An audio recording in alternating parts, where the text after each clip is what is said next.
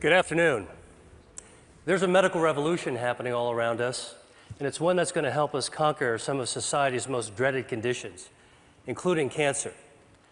And the revolution is called angiogenesis, and it's based on the process that our bodies use to grow blood vessels. So why should we care about blood vessels? Well, the human body is literally packed with them, 60,000 miles worth in a typical adult. End to end, that would form a line that would circle the Earth twice. The smallest blood vessels are called capillaries. We've got 19 billion of them in our bodies. And these are the vessels of life. And as I'll show you, they can also be the vessels of death. Now, the remarkable thing about blood vessels is that they have this ability to adapt to whatever environment they're growing in. For example, in the liver, they form channels to detoxify the blood. In the lung, they line air sacs for gas exchange. In muscle, they corkscrew so that muscles can contract without cutting off circulation. And in nerves, they course along like power lines, keeping those nerves alive. And we get most of these blood vessels when we're actually still in the womb.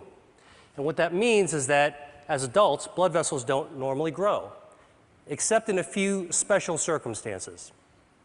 In women, blood vessels grow every month to build the lining of the uterus. During pregnancy, they form the placenta, which connects mom and baby. And after injury, blood vessels actually have to grow under the scab in order to heal a wound. And this is actually what it looks like, hundreds of blood vessels all growing towards the center of the wound. So the body has the ability to regulate the amount of blood vessels that are present at any given time. And it does this through an elaborate and elegant system of checks and balances, stimulators and inhibitors of angiogenesis, such that when we need a brief burst of blood vessels, the body can do this by releasing stimulators, proteins called angiogenic factors, that act as natural fertilizer and stimulate new blood vessels to sprout. And when those excess vessels are no longer needed, the body prunes them back to baseline using naturally occurring inhibitors of angiogenesis. Now, there are other situations where we start beneath the baseline and we need to grow more blood vessels just to get back to normal levels, for example, after an injury. And the body can do that too, but only to that normal level, that set point. But what we now know is that for a number of diseases, there are defects in the system where the body can't prune back extra blood vessels or can't grow enough new ones in the right place at the right time. And in these situations, angiogenesis is out of balance. And when angiogenesis is out of balance, a myriad of diseases result. For example, insufficient angiogenesis, not enough blood vessels, leads to wounds that don't heal, heart attacks, legs without circulation, death from stroke, nerve damage. And on the other hand, excessive angiogenesis, too many blood vessels, drives disease. And we see this in cancer, blindness, arthritis, obesity, Alzheimer's disease. In total, there are more than 70 major diseases affecting more than 1 billion people worldwide that all look on the surface to be different from one another, but all actually share abnormal angiogenesis as their common denominator. And this realization is allowing us to reconceptualize the way that we actually approach these diseases by controlling angiogenesis. Now, I'm going to focus on cancer because angiogenesis is a hallmark of cancer, every type of cancer. So here we go. This is a tumor, dark, gray, ominous mass growing inside a brain. And under the microscope, you can see hundreds of these brown-staining blood vessels, capillaries, that are feeding cancer cells, bringing oxygen and nutrients. But cancers don't start out like this. And in fact, cancers don't start out with a blood supply. They start out as small, microscopic nests of cells that can only grow to 1/2 a cubic millimeter in size. That's the tip of a ballpoint pen. Then they can't get any larger because they don't have a blood supply, so they don't have enough oxygen or nutrients. And in fact, we're probably forming these microscopic cancers all the time in our body. Autopsy studies from people who died in car accidents have shown that about 40% of women between the ages of 40 and 50 actually have microscopic cancers in their breasts. About 50% of men in their 50s and 60s have microscopic prostate cancers. And virtually 100% of us, by the time we reach our 70s, will have microscopic cancers growing in our thyroid. Yet without a blood supply, most of these cancers will never become dangerous. Dr. Judah Folkman, who was my mentor and who is the pioneer of the angiogenesis field, once called this cancer without disease. So the body's ability to balance angiogenesis, when it's working properly, prevents blood vessels from feeding cancers. And this turns out to be one of our most important defense mechanisms against cancer. In fact, if you actually block angiogenesis and prevent blood vessels from ever reaching cancer cells, tumors simply can't grow up. But once angiogenesis occurs, cancers can grow exponentially. And this is actually how a cancer goes from being harmless to deadly. Cancer cells mutate, and they gain the ability to release lots of those angiogenic factors, natural fertilizer, that tip the balance in favor of blood vessels invading the cancer. And once those vessels invade the cancer, it can expand, it can invade local tissues, and the same vessels that are feeding tumors allow cancer cells to exit into the circulation as metastases. And unfortunately, this late stage of cancer is the one at which it's most likely to be diagnosed, when angiogenesis is already turned on and cancer cells are growing like wild. So, if angiogenesis is a tipping point between a harmless cancer and a harmful one, then one major part of the angiogenesis revolution is a new approach to treating cancer by cutting off the blood supply. We call this anti-angiogenic therapy, and it's completely different from chemotherapy because it selectively aims at the blood vessels that are feeding the cancers. And we can do this because tumor blood vessels are unlike normal healthy vessels we see in other places of the body. They're abnormal, they're very poorly constructed, and because of that, they're highly vulnerable to treatments that target them. And in fact, when we give cancer patients anti-angiogenic therapy, here, an experimental drug for a glioma, which is a type of a brain tumor, you can see that there are dramatic changes that occur when the tumor is being starved. Here's a woman with a breast cancer being treated with the anti-angiogenic drug called Avastin, which is FDA approved, and you can see that the halo of blood flow disappears after treatment. Now, I've just shown you two very different types of cancer that both responded to anti-angiogenic therapy. So a few years ago, I asked myself, can we take this one step further and treat other cancers, even in other species? So here is a 9-year-old boxer named Milo who had a very aggressive tumor called a malignant neurofibroma growing on his shoulder. It invaded to his lungs. His veterinarian only gave him 3 months to live. So we created a cocktail of anti-angiogenic drugs that could be mixed into his dog food, as well as an anti-angiogenic cream that could be applied on the surface of the tumor. And within a few weeks of treatment, we were able to slow down that cancer's growth such that we were ultimately able to extend Milo's survival to 6 times what the veterinarian had initially predicted, all with a very good quality of life. And we've subsequently treated more than 600 dogs. We have about a 60% response rate and improved survival for these pets that were about to be euthanized. So let me show you a couple of even more interesting examples. This is a 20-year-old dolphin living in Florida, and she had these lesions in her mouth that, over the course of 3 years, developed into invasive squamous cell cancers. So we created an anti-angiogenic paste. We had it painted on top of the cancer 3 times a week, and over the course of 7 months, the cancers completely disappeared, and the biopsies came back as normal. Here's a cancer growing on the lip of a quarter horse named Guinness. It's a very, very deadly type of cancer called an angiosarcoma, had already spread to his lymph nodes. So we used the anti-angiogenic skin cream for the lip and the oral cocktail so we could treat from the inside as well as the outside. And over the course of 6 months, he experienced a complete remission. And here he is 6 years later, Guinness, with his very happy owner.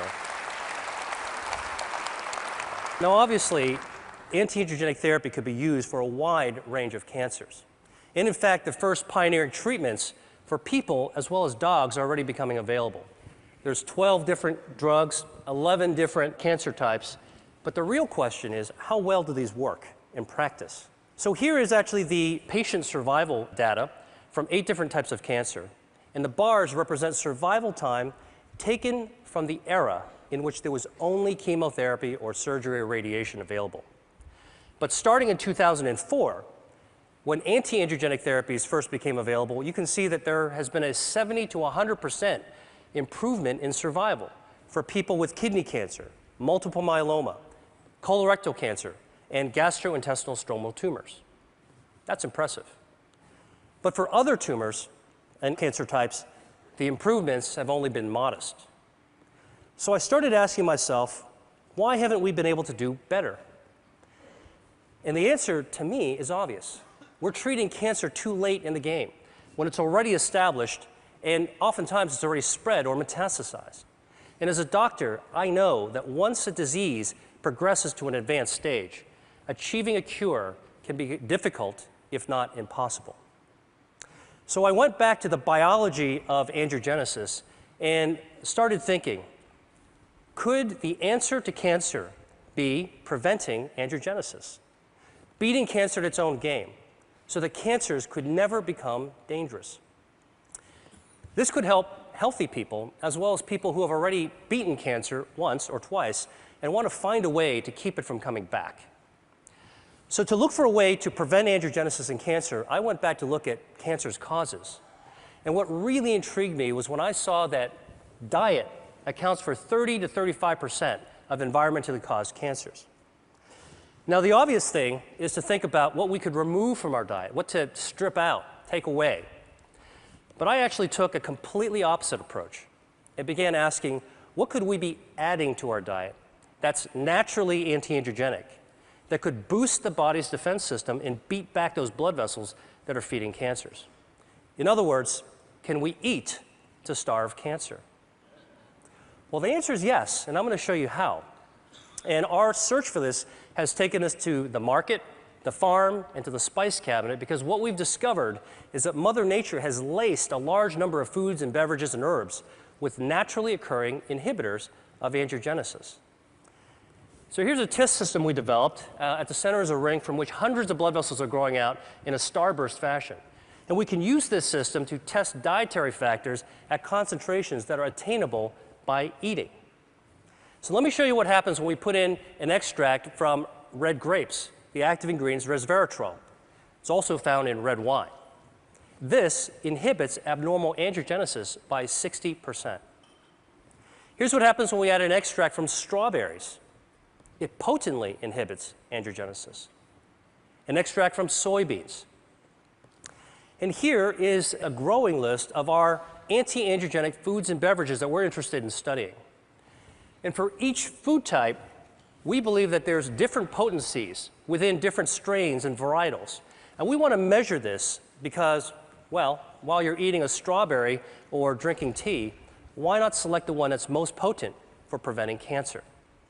So here are 4 different teas that we've tested. They're all common ones: Chinese jasmine, Japanese sencha, Earl Grey, and a special blend that we prepared. And you can see clearly that the teas vary in their potency from less potent to more potent. But what's very cool is when we actually combine the 2 less potent teas together, the combination, the blend, is more potent than either one alone. This means there's food synergy. Here's some more data from our testing. Now, in the lab, we can simulate tumor angiogenesis, represented here in the black bar. And using this system, we can test the potency of cancer drugs. So the shorter the bar, less angiogenesis, that's good. And here are some common drugs that have been associated with reducing the risk of cancer in people. Statins, non-steroidal anti-inflammatory drugs, and a few others. They inhibit angiogenesis too. And here are the dietary factors going head-to-head against these drugs. You can see they clearly hold their own, and in some cases, they're more potent than the actual drugs. Soy, parsley, garlic, grapes, berries. I could go home and cook a tasty meal using these ingredients. So imagine if we could create the world's first rating system in which we could score foods according to their anti-angiogenic, cancer preventative properties. And that's what we're doing right now. Now, I've shown you a bunch of lab data, and so the real question is, what is the evidence in people that eating certain foods can reduce angiogenesis in cancer? Well, the best example I know is this study of 79,000 men followed over 20 years, in which it was found that men who consumed cooked tomatoes 2 to 3 times a week had up to a 50% reduction in their risk of developing prostate cancer. Now, we know that tomatoes are a good source of lycopene, and lycopene is anti-androgenic.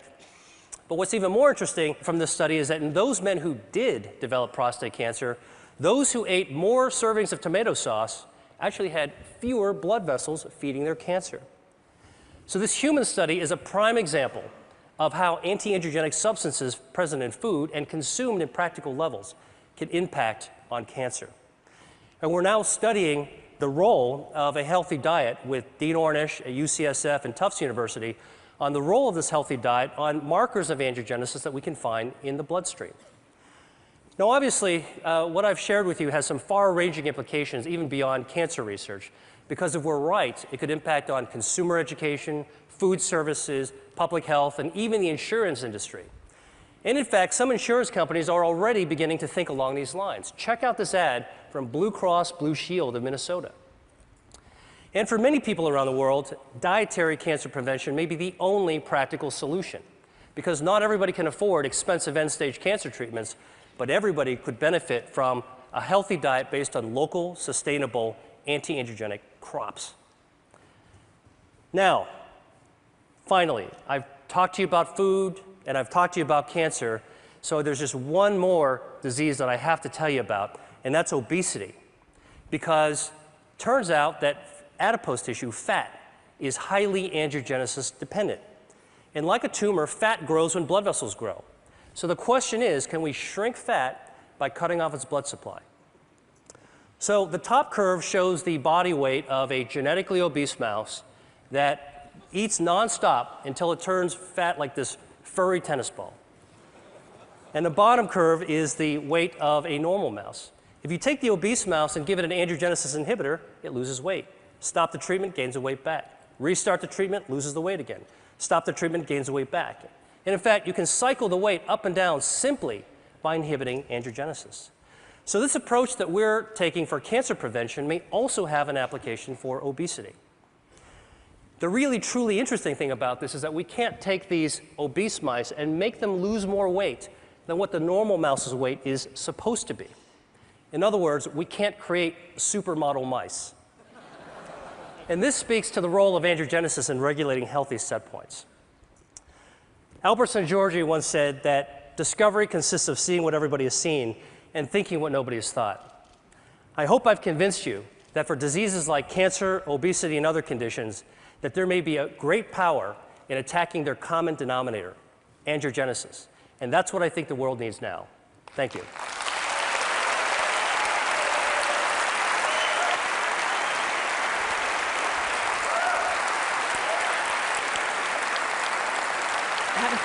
So these drugs aren't exactly, they're not exactly in mainstream cancer treatments right now.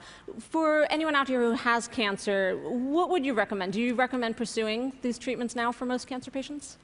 So there are anti-androgenic treatments that are FDA approved. And if you're a cancer patient or working with or advocating one, you should ask about it. And there are many clinical trials. The Angiogenesis Foundation is following almost 300 companies.